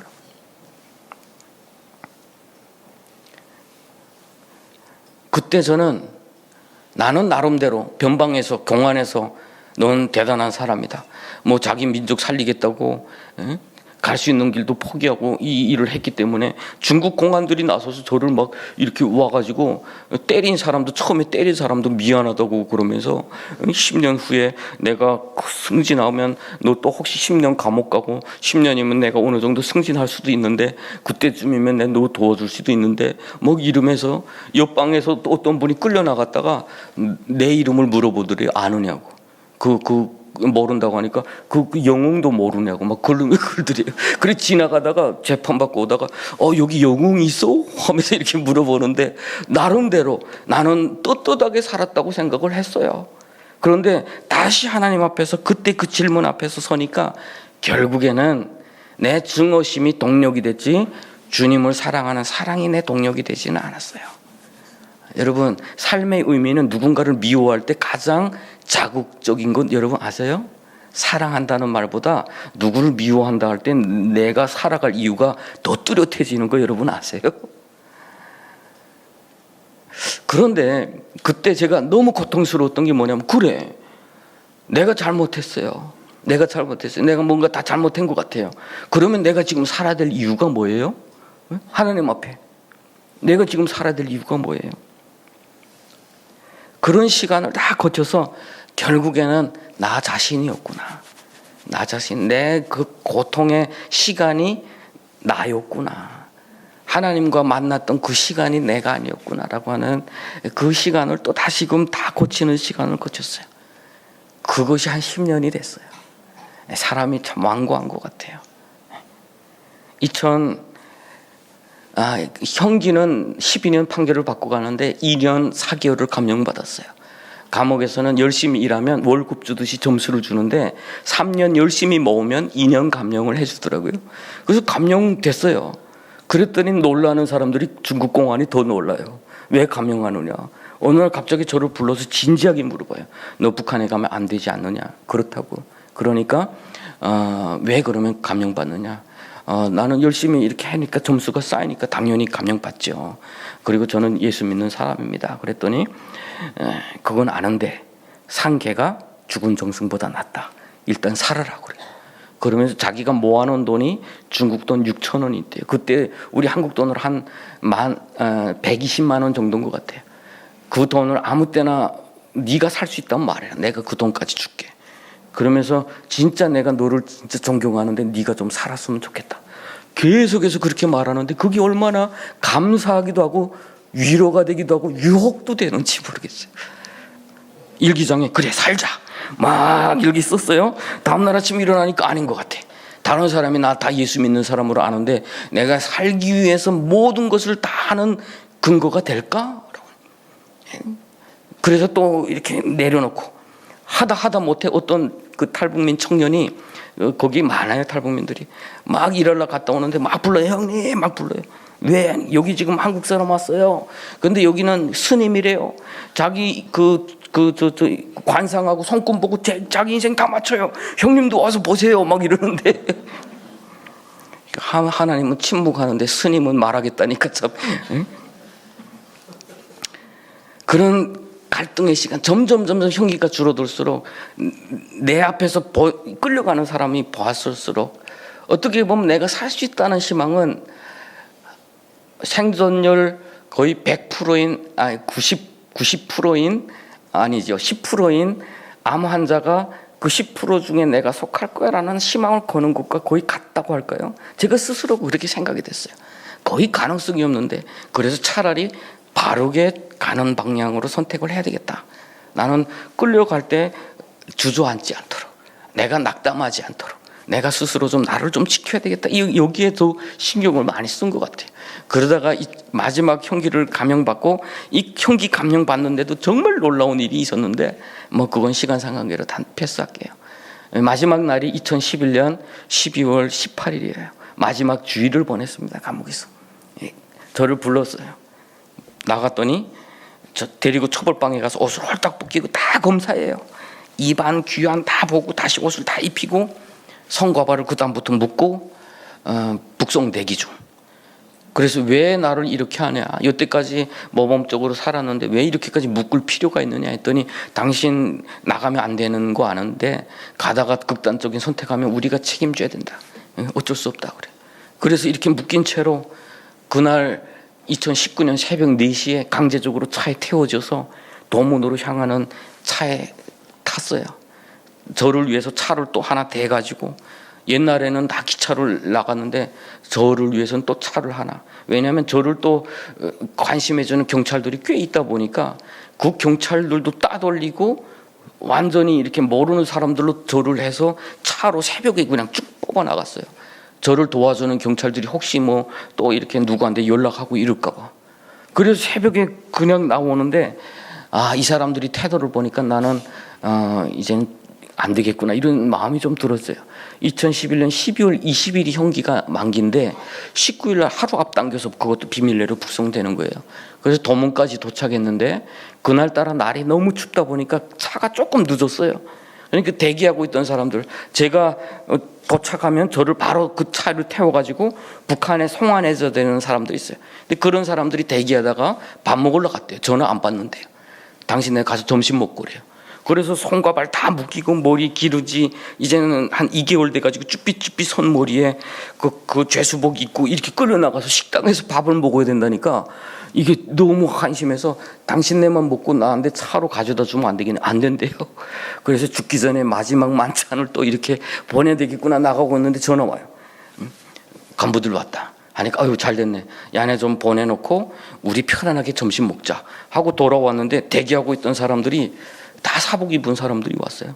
저를 사무실에 데려다 들어가라 해놓고 한참 동안 언성도 높이고 뭐 설이 있다가 다 돌아왔어요. 저를 데리고 나가지 않더라고요. 한참 있더니 전화를 해요. 변방에서 저를 안 받는답니다. 안 받는 이유가 북한 사람이라는 것이 확인되지 않았대요. 그러니까 갑자기 어제까지 데려오라고 했던 사람들이 왜 안 받느냐, 막 난리 위에서부터 노발대 버라면서 무조건 지켜라, 변방에 무슨 문제가 있는 것 같아, 우리가 성에서 해결하겠다라고 하면서 전화를 끊고 한동안 기다리고 있는데, 저 옆에 있었던 경찰이 갑자기 핸드폰이 울리면서 탁 보더니, 우와, 야, 너 김종일이 죽었네? 라고 저한테 그 소식을 알려줬어요. 그날이 바로 2011년 12월 19일이었어요. 그때에 그 사건과 더불어 북한 국경은 닫히게 되고 더 이상 저는 북한으로 나가는 것조차 불가능하게 됐어요. 그러다 보니까 이렇게 묶인 채로 그날 밤에는 감옥에서는 무조건 얘를 뭐 내보내면 안 된다 해가지고 호텔에서 밤 자고 다 지키면서 묶인 채로 다음날 하루 종일 대기하고 있다가 그날까지만 감옥에서 저를 통제할 수밖에 없어요. 그러니까 저를 또 다시 처음에 조사받았던 경찰서에다 넘겨주고 감옥에서는 가버렸어요. 또 경찰에서 받아서 저를 또 조사를 한 3개월을 했는데, 결국에는 2012년 3월 16일 날 중국에서 국적 불명자로 풀려나게 됐어요. 근데 이것은 거의 불가능한 일인데, 그때는 모두가 다 저를 돕는 자들이 저에게 다 나타났어요. 처음에 사복 입고 온 사람의 뒤에는 누가 있었냐면, 그분들은 이미 다 은퇴하셨기 때문에 제가 이야기를 하는데, 10년 전에 저를 체포할 때 때렸던 사람, 그러면서 미안하다고 저한테 찾아왔던 사람, 혹시 네가 10년 감옥 가고 내가 10년 여기서 승진하면 너 도와줄지 모르겠는데를 하나님이 들어주셨어요. 우리가 농담이라도 한마디 하면 잘못하면 안 돼요. 내가 평양에 가서 뭐 분식점 하나 해야지, 여러분 들으실 겁니다. 하나님이 그걸 들으셔서 하나님이 훗날에 제가 나왔을 때 그분 찾아서 같이 밥을 먹었어요. 고맙다고. 그랬더니 그분이 오히려 그래요. 야, 너는 살놈이었어. 내가 돕고 싶어서 절대로 되는 일은 아니고 내가 사람을 보내야 되는데 그 사람들이 다른 회의가 있거나 안건이 생겨서 나가면 자기는 일할 사람이 없대요. 그런데 그날은 너를 위해서 다 대기하고 있었던 것처럼 아무 일도 없었고 갑자기 김정일이가 죽어주는 바람에 일하기 더 쉬웠다. 그러면서 혹시 네가 믿는 하나님이 너 살리려고 나 여기 둔 거 아니야? 오히려 그 사람이 그렇게 이야기를 해요. 그리고 중국 공안도 조사 이 서류를 만들어 주신 분도 제 서류를 받는 순간 야를 북송시키면 안 되겠다라는 생각이 들더래요. 이 서류상에 내가 나가면 죽는 사람이라는 거 다 나오니까. 그래서 그렇게 정말 기적적으로 어떻게 보면 나를 박해하던 자들의 손을 통해서 하나님이 또 나를 살려주셨어요. 그리고 2012년 4월 17일 날에 영길공항에서 비행기를 타고 바로 추방되는 것처럼 대한민국에 왔는데 한국 영사관에서 그때는 나서 주셔서 여권을 또 만들어 보내주셨어요. 그래서 그걸 가지고 공안에 갔더니 공안에서 그건 빼앗고 이것으로 네가 대한민국으로 가면 결국은 대한민국 국민임을 우리가 인정하는 거니까 그렇게는 못하고 자기네가 여행증 해주겠대요. 그래서 여행증 해줘가지고 2012년 4월 17일을 정부에서 마련해준 아시아나항공 제일 뒷자리에 타고 영사관에서 나오고 중국 공안들 나오고 거기서 배웅을 받으면서 비행기를 타고 떠났어요. 떠나는데 공항이 이렇게 쭉 멀어지고 있을 때 저는 그 어떡하나 잊어먹지 않으려고 이렇게 연길이 멀어지는 걸 모습을 바라보고 있는데 그때 하나님이 저한테 가슴을 뭉클하게 해주시면서 주셨던 그 마음이 뭐냐면 내가 한다라고 하는 거. 내가 한다. 이건 제 인생에 정말 중요한 거예요. 제 인생 정말 하나님이 어디 계십니까? 외쳤던 나에게 그렇게 하나님이 응답해 주셨어요. 하나님의 방법은 가장 완벽한 방법이다라고 하는 거예요. 그 방법은 오늘 본문 말씀은 어떻게 보면 제가 감옥에서 계속해서 암송했던 말씀이기도 해요. 20절에 특별히 보면 갇힌 자의 탄식을 들으시며 죽이기로 정한 자를 해방하사. 자, 북한에 갇힌 자들, 죽이기로 정함받은 자들, 저와 같이 갇힌 자들, 죽임으로 정함받은 자들, 이런 자들이 살아날 수 있는 근거는 21절에 있어요. 여호와의 이름을 시온에서 그 영예를 예루살렘에서 선포하게 하려 하심이라. 자, 통일이 제도에 의한 통일은 안 된다는 거예요. 하나님이 일하시는 방법은 여호와의 이름이 분명히 북한에서 그 영예가 평양에서 선포될 만한 통일이 돼야 된다라고 하는 거예요. 아픔을 치유할 수 있는 것도 복음이고 하나님이 가서 하실 수 있는 일도 결국은 복음밖에 없어요. 여러분, 우리는 통일 사역하다 보면 가장 진보 보수가 갈려요. 저는 어디에 가서 이런 말은 좀 잘하고 싶지는 않은데 여러분, 진보 보수보다 하나님이 위에 계셔야 돼요. 하나님이 오케이라고 한다면은 내가 아닌 색깔로도 선택할 수도 있어야 돼요, 여러분. 하나님 위에 우리의 이념이 있거나 우리의 색깔이 있으면 안 됩니다. 그러면 그것은 하나님의 영광 받을 일은 하나도 없어요. 한번 생각해 보세요. 내 마음에 너무 그 북한 선교를 너무 강하게 진하게 그리지 마세요. 너무 요즘에 우려되는 것이 있어요. 지하교회를 너무 많이 어필하는 교회와 성도들이 많아요. 지하교회를 너무 많이 깊이 그리지 마세요. 다만 지금 울고 있는 자들이 보이는가, 그리고 내 마음이 와닿고 내 발이 가고 내 손이 닿을 곳에 하나님이 하시는 일이 과연 있는가라고 하는 것을 보세요. 지하교회는 내 영역이 아니에요. 우리 한국교회 영역이 아니에요. 지하교회 성도들을 도울 수 있는 것이 우리에게 없어요. 돈 사기꾼들이에요. 돈을 도와줘서 그 사람들이 신앙을 지킬 수 있어요? 돈을 줘서 그 사람들이 안전을 지킬 수 있어요? 하나님이 원하시는 것은 내가 힘든 일이에요. 내 고통스러운 일이에요. 사람 한 명 구출하는 것은 잉태하는 고통을 겪어야 돼요. 사실은 그래요. 제가 2019년 한 해 동안 사실은 제가 교회를 시작하면서 마음속에 구출은 안 한다라고 결단하고 교회를 시작했어요. 구출은 너무 마음이 괴롭기 때문에 이거는 빠져들고 싶지 않다. 그런데 우리 성도에 누가 지금 탈북해서 저 산속에 숨어 있는데 살려달래요. 브로커로 믿고 왔는데 브로커는 지금 경비가 너무 심하기 때문에 다시 돌아가라고 한대요.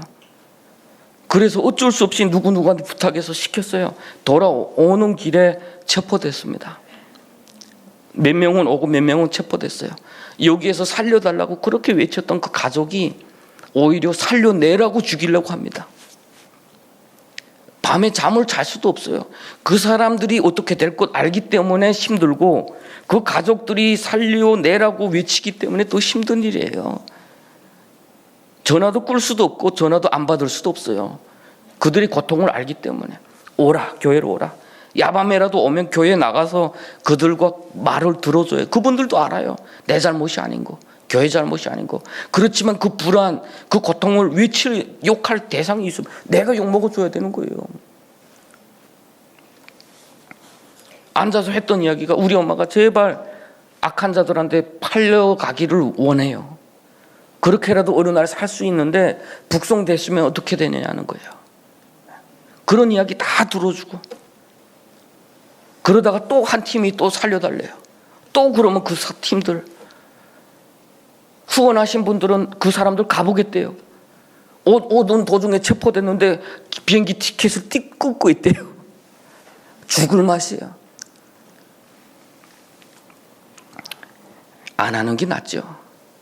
그래서 2012년 12월 24일 날 제가 마지막 한국 공간에다 우리 팀을 데려다 주고 돌아왔는데 2020년 초에 코로나가 탁 터져서 팬데믹이 걸렸어요. 아무것도 할 수 없어요. 마음속으로는 이렇게 말하면 안 되는 거 아는데 얼마나 기뻤는지 몰라요. 아무것도 할 수 없다. 누구도 나를 뭐라고 할 수 없다. 지금은 그것조차도 할 수가 없고 얼마나 힘든지 더 여러분 아실 거라고 생각해요.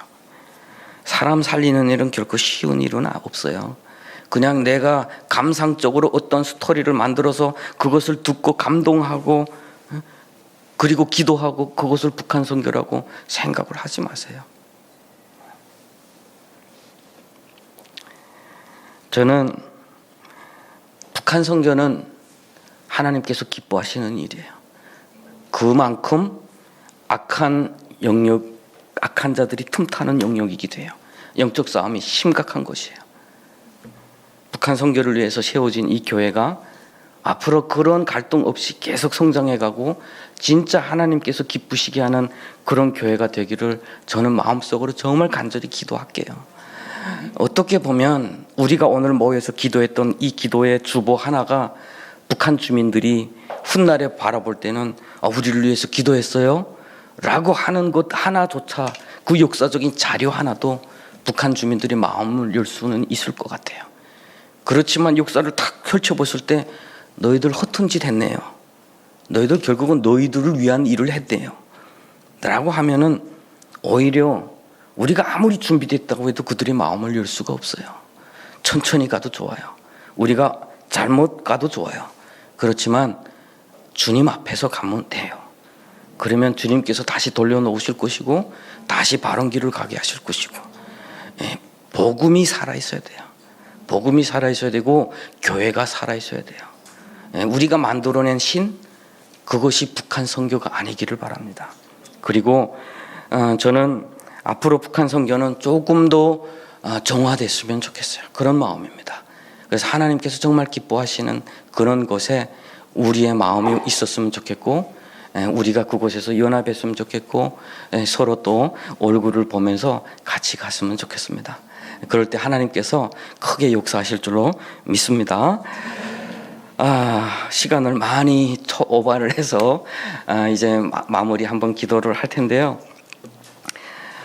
지금 북한에는 선악을 분별하지 못하는 2천만의 우리 동족들이 살고 있어요. 중국에는 또 수만에서 수십만의 우리 자매들이 팔려다닌 것 때문에 생존해서 거기서 살고 있어요.